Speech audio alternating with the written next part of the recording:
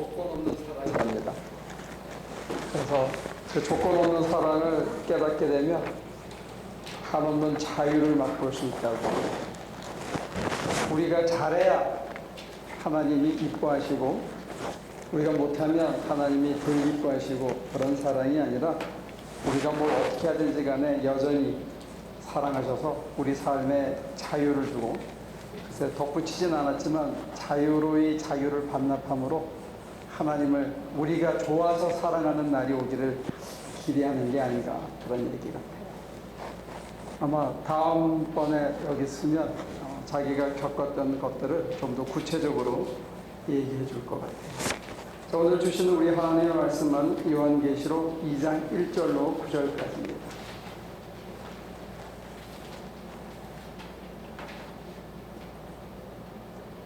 에베소 교회의 심부름꾼에게 이렇게 써보내라. 오른손에 7뼈를 주시고 7 금 촛대 사이를 거느시는 분이 말씀하신다. 나는 네가 한 일과 내 수고와 인내를 알고 있다. 또 나는 내가 악한 자들을 참고 내버려 둘 수 없었던 것과 사도가 아니면서 사도라고 지칭하는 자들을 시험하여 그들이 거짓말쟁이임을 밝혀낸 것도 알고 있다.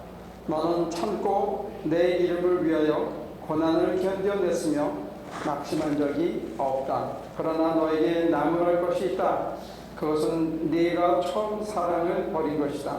그러므로 내가 어디에서 떨어졌는지를 생각해내서 회개하고 처음에 하던 일을 하여라. 내가 그렇게 하지 않고 회개하지 않으면 내가 가서 내 촛대를 그 자리에서 옮기겠다. 그런데 내게는 잘하는 일이 있다.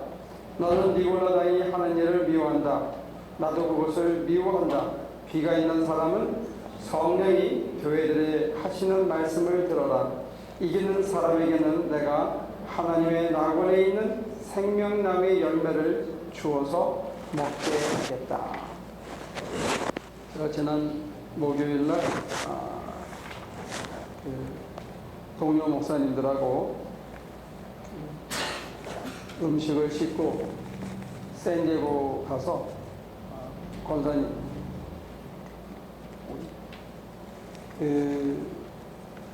음식을 차에 가득 싣고 가서 이렇게 전달했거든요. 그랬더니 그 선교사님이 음식을 다 옮기고 나서 저희한테 그러더라고요. 감사합니다. 그러더니 부자가 된 것 같은 기분이에요. 쌀하고 콩하고를 자기 차에 가득 싣고는 부자가 된 것 같다. 자기 먹을 거 아니거든요. 그 사람이 다 먹을 수도 없고 먹지도 않아요. 알랑미에다가 핀토빈인데 우리나라 사람들 입이 안 맞는 거거든요. 그걸 갖다가 남 주려고 그러는 건데 자기 배가 부르더라고요. 그래서 제가 꼽아보니까 한 10분 선교사님한테 음식을 직접 날라다 준 적이 있는 것 같아요. 여러 차례. 근데 한결같이 느끼는 거는 처음에는 굉장히 부자가 된 것 같고 감사해해요. 그러다가 이제 조금 지나면 조금 자주 오는 게 부담스럽다 이렇게 생각하고, 조금 더 지나면 그냥 헌금으로 대신해 줄 수 없겠나, 이런 그런 생각들을 갖고 계시고, 나중에는 이렇게 붙여줬으면 더 깔끔하겠다, 그렇게 생각하십니다. 그러니까 그걸 보면서 어떤 때는 잠시 섭섭했던 적도 있어요. 남은 애써서 손목이 아프도록 모아다가 옷 같은 거는 빨아서 다려서 갖고 가는데 잘 접어. 몇 번, 3번, 4번, 5번 받으면 그 다음에는 그냥 밋밋해지는 거예요. 그리고 그 사람들 입장에서 그렇겠죠. 그 더운데 거기 와서 싣고 가고 내리고 부리고 그게 보통 힘든 일이 아닌지 알죠. 근데 이제 그렇게 생각하면 사실은 아이, 내가 이렇게 해줬는데 어떻게 저럴 수 있냐 이런 마음이 스치죠. 이제 눈을 감고 이렇게 생각하면 그렇게 해서 자리가 좀 잡히면 건물이라도 하나 짓고 나면 큰 교회에서 와서 여름 수련회도 하고 또 단기 선교도 오고 또 왕창 크게 모두 지어주고 뭐 이렇게 확 하더라고요. 그러니까 저희 같은 교회는 어떻게 하냐면 이제 제일 선두에 서서 이렇게 그 사람이 섭섭해하고 별로 필요 없으면 그 다음으로 흘러가는 거죠. 또 그 다음에 이 사람이 섭섭해하면 그 다음으로 흘러가서 이거 갖다 주면 부자 된 것 같은 기분이 드는 분을 찾아가게 돼 있다는 거예요. 그래서 그분이 이렇게 성공하고 성장하면 그 다음에 이제 또 조금 더 큰 교회에서 더 큰 교회에서 와서 이렇게 뻗어 나간다 생각하니까 우리 교회 같은 데서 하는 선교는 아까 우리 김범수 목사님이 여쭤보고 이렇게 봐서 아닌 것 같으면 별로 안 도와주고 싶은 마음이 안 드냐. 근데 그래요. 저는 이제 교우들한테 쉬어할 때는 이렇게 얘기합니다. 절 보고 거기 가려면 지금 당장은 안 가니까 가 있는 사람이 열악한 환경에 사니까 일단은 거들어 주자 이렇게 얘기하는데 하나님께서는 어떤 계획을 갖고 계실까 이렇게 생각을 하면 하나님께서는 저희한테는 더 어렵고 더 없고 더 힘든 데 찾아가라고 그래서 우리가 길을 터놓으면 그 뒤로 누군가가 또 공급해주면 하나님께서는 당신의 뜻을 일궈 가시는 게 아닌가. 그렇게 생각하니까 별로 얄미울 놈이 없더라고요. 이거 도와주다가 우리 형편이 안 되니까 우리 뭐 돈을 넉넉하게 주고 또 아이들이 많아에 가서 여름 성경학교도 팍팍 해주는데 우리는 그게 안 되니까 우리는 할 수 있는 거 이렇게 하는 거예요.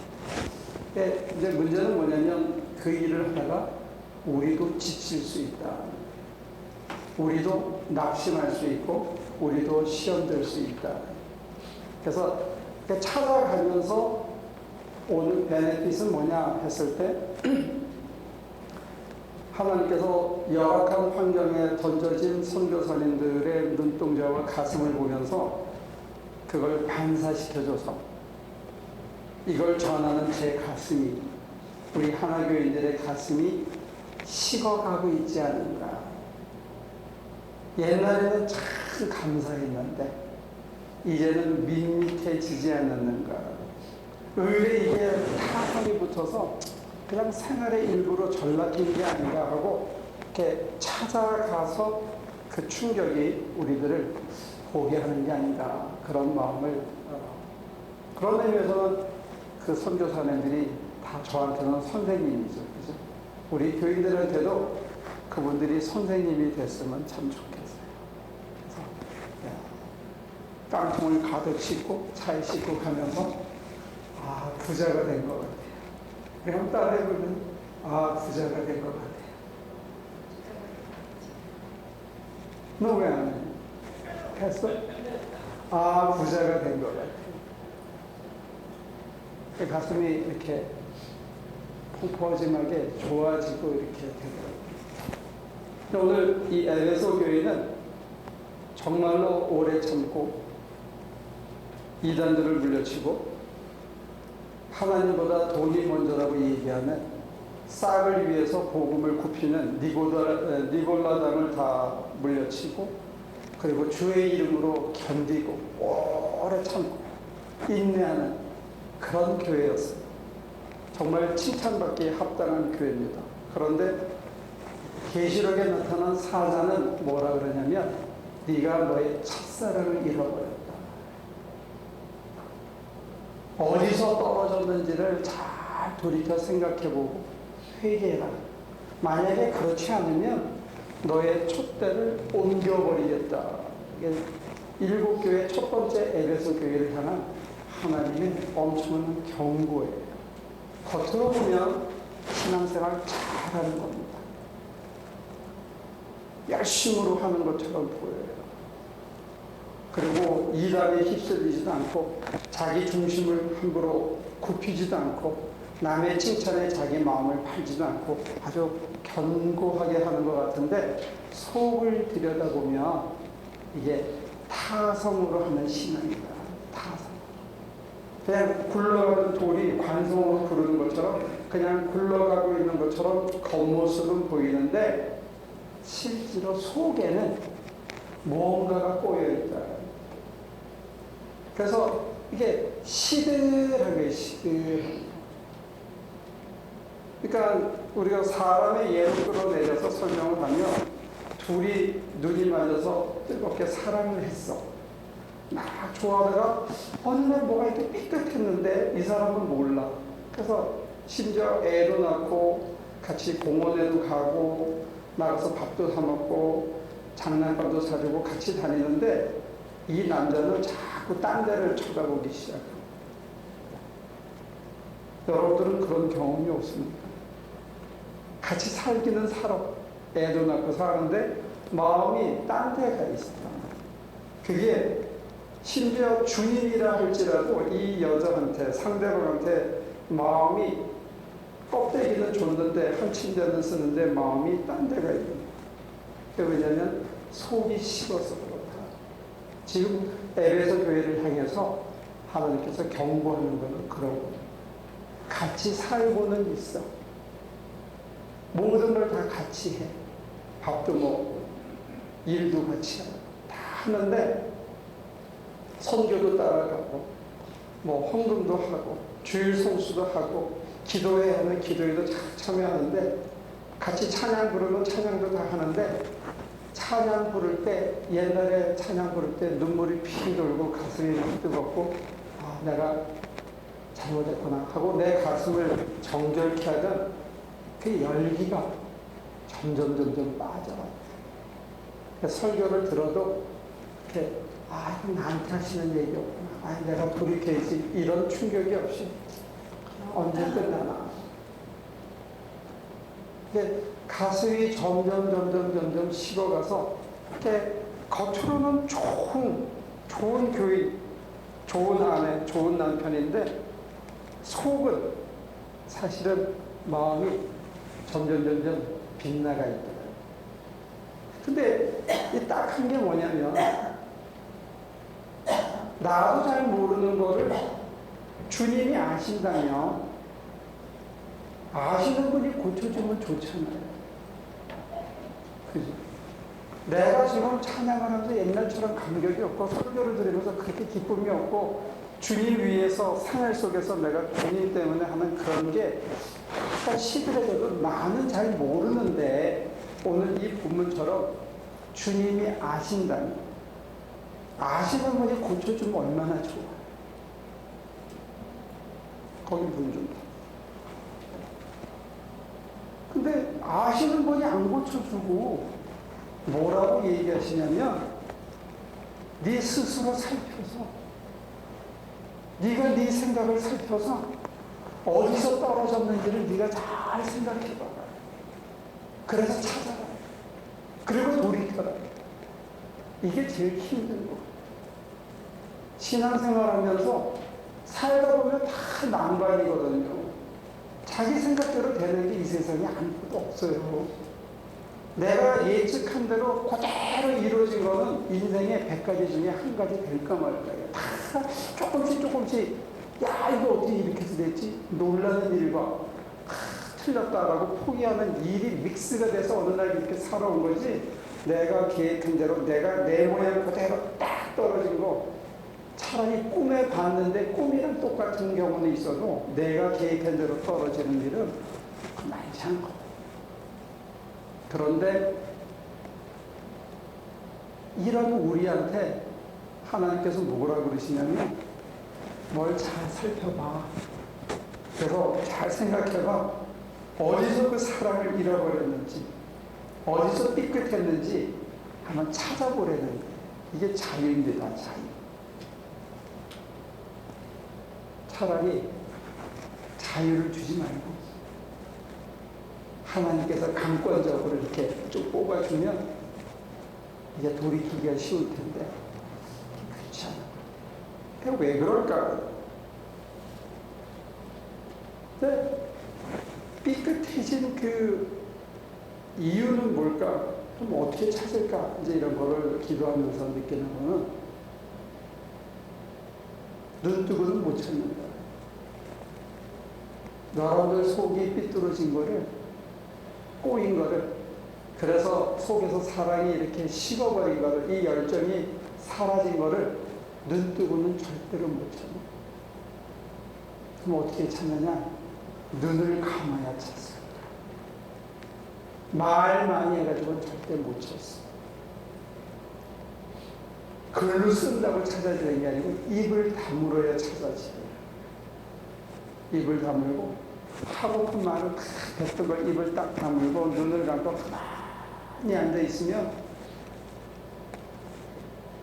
매한 생각이 스쳐 지나가고 있다가 그 미움과 분노의 응어리가 저 속에 담겨있는데 부끄러운 자기 모습이 여기 숨겨져 있는데 이게 어떤 때는 6개월 전, 어떤 때는 6년 전, 7년 전, 그 하나가 아직도 자기 속에 뭉쳐져 있는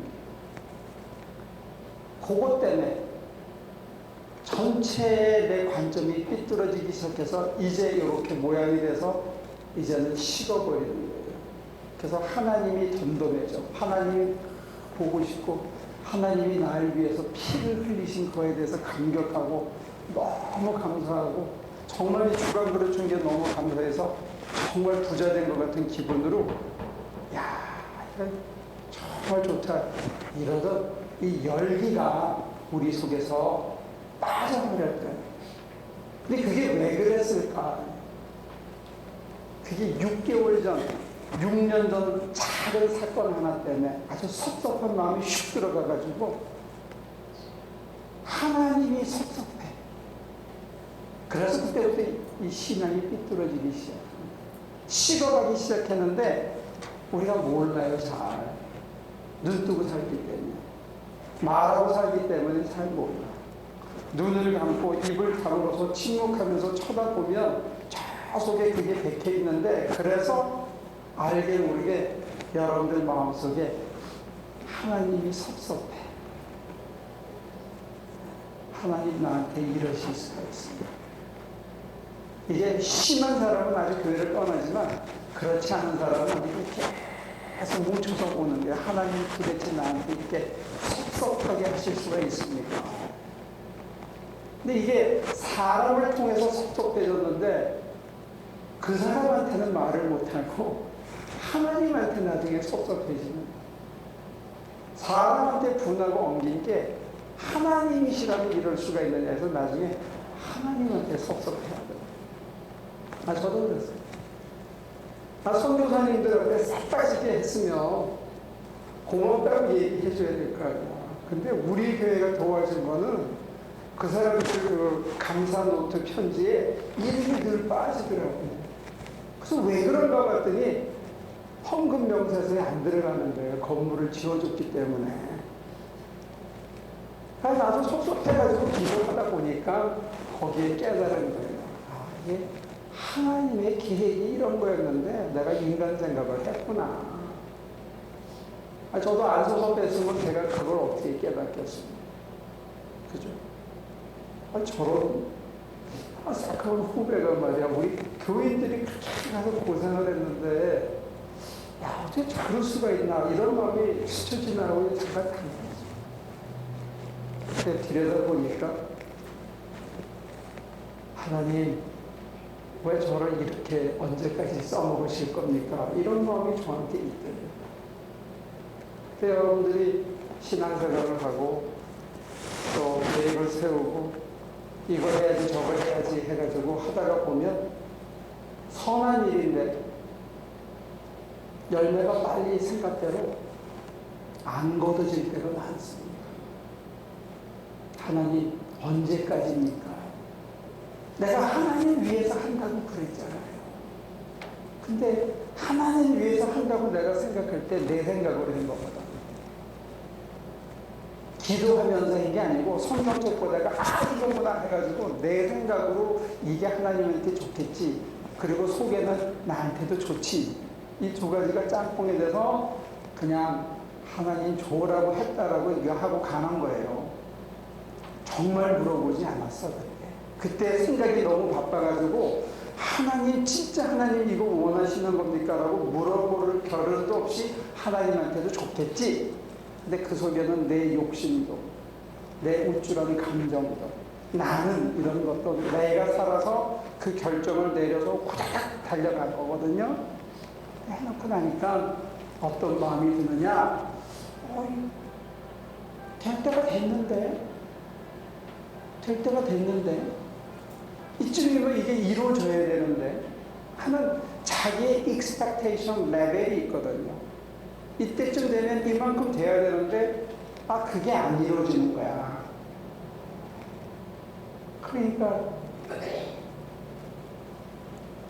그 핑계를 자기가 이건 내가 잘못했다 이러면 쉬운데 사람이 그게 잘 안 되더라고요. 그럼 뭐라 그러냐? 하나님 이러실 수가 있어요 나한테.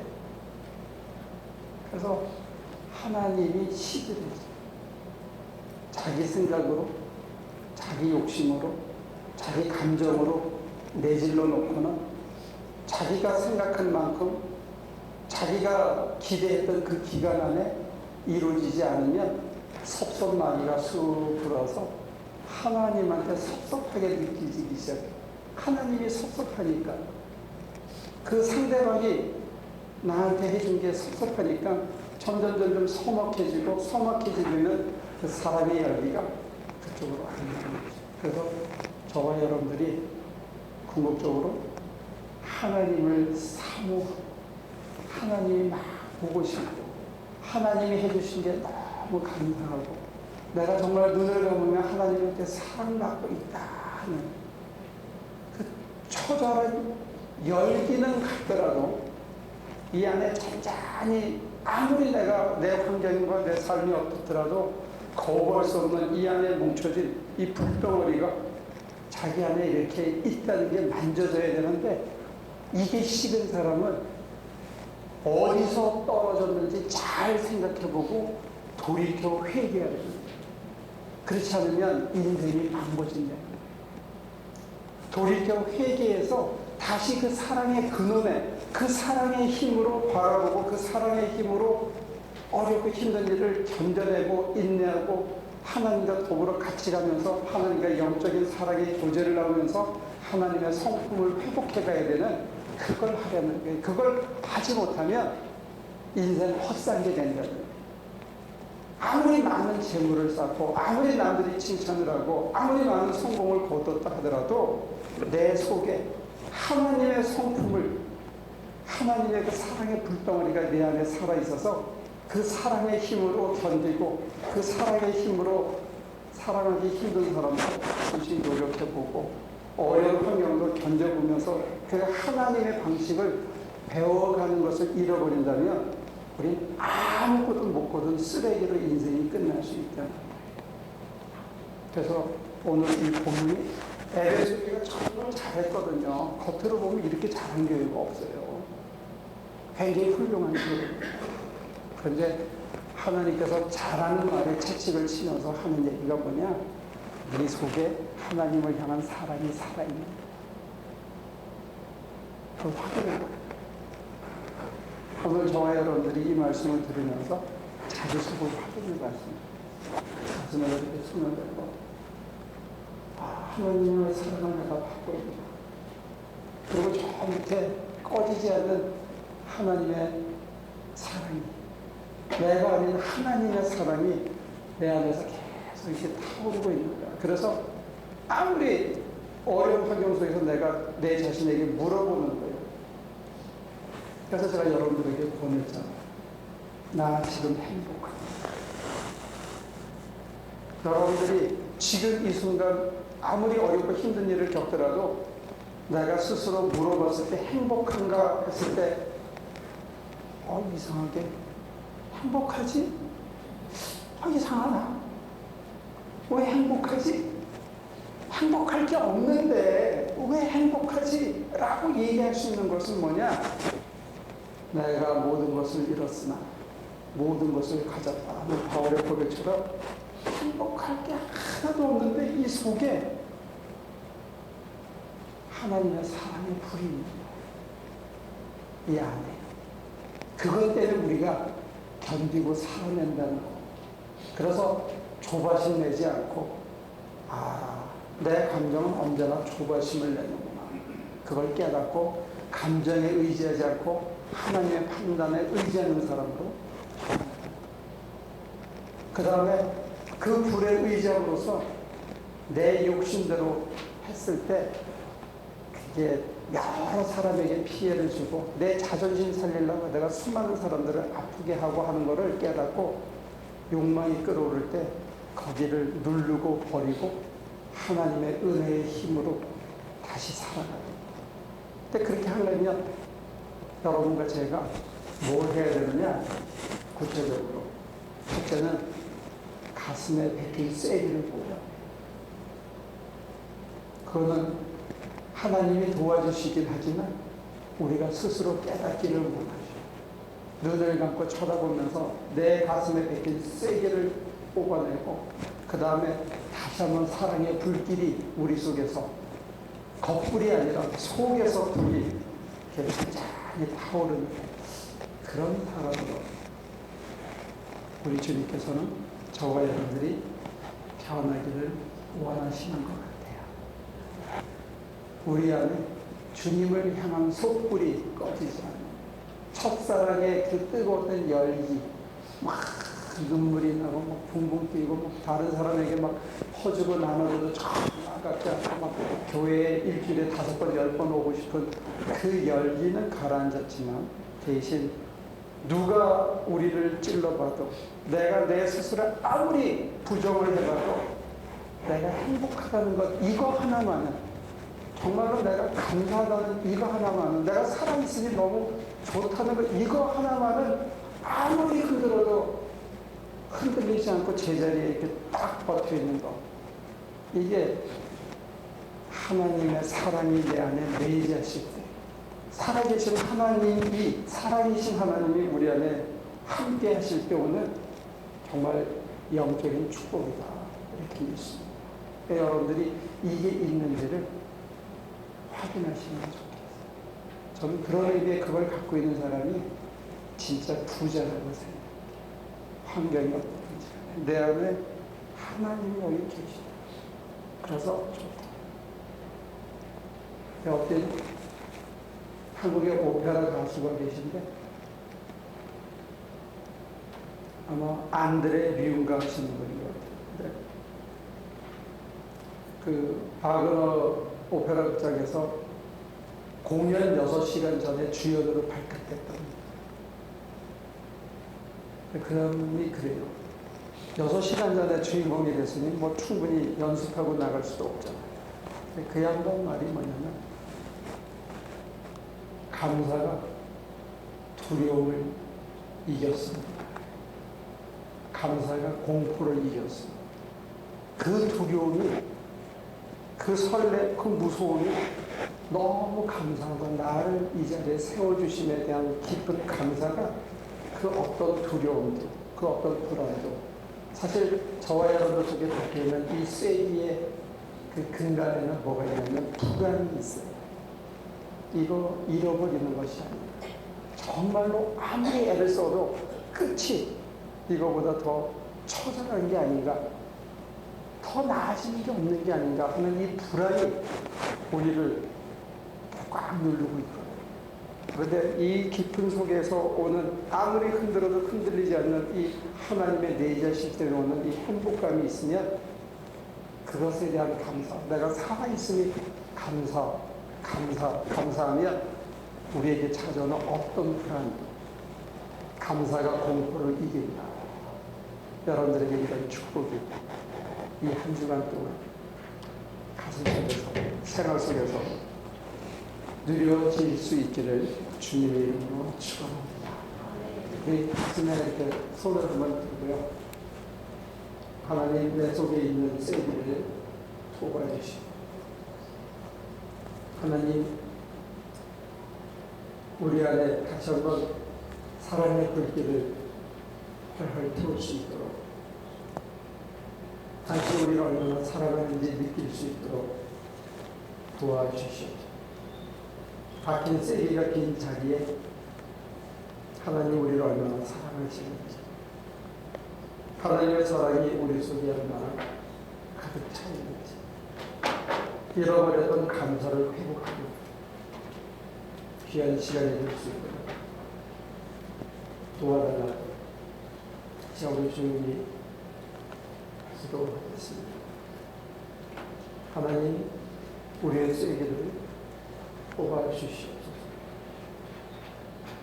하나님을 향한 사랑이 회복되게 도와주시옵소서. 하나님의 은혜가 우리 속에 다시 한번 살아서